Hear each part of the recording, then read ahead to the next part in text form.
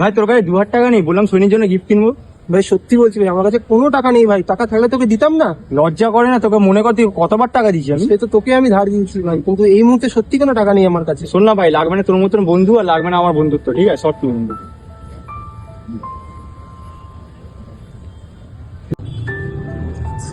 কি রে অবিনাশ, তোর দিকের কি খবর রে? ওর সাথে আমার কোনো সম্পর্ক নেই বলে। তোরা একসাথে ঘুরতিস। ওসব অতীত এখন, ওই আর হবে না ওইসব। আচ্ছা সে কথা নয়, বাদ দে। কি জানিস কি, তোর দিকে আমার হসপিটালে ভর্তি আছে। তাই হবে? আমি জানি না তো।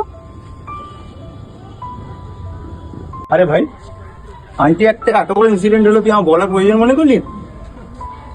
তুই আমার পুরো কথাটা কোনদিন শুনেছিস ভাই? তোকে বলবো করেও আমি বলিনি। আচ্ছা ওসব বাদ দে, আমার বাবার সাথে কথা বলে নিচ্ছি, আন্টির কোনো খরচাটা আমি দিয়ে দেবো। কি বলিস ভাই? হ্যাঁ ভাই, তুই টেনশন নিস না, আমি আসি তো। থ্যাংক ইউ ভাই। আরে থ্যাংক ইউ পাগল।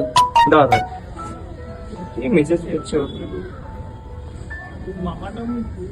আরে এটা কি করলি ভাই তুই? তুই 2000 টাকা পাঠিয়েছিস। তুই বলছিলি না ওর জন্য গিফট কিনবি, সেই জন্য পাঠিয়েছি। কোনো ব্যাপার না, তুই গিফটটা কিনে নে, তারপর না হয় আমরা এসে হসপিটালে যাবো।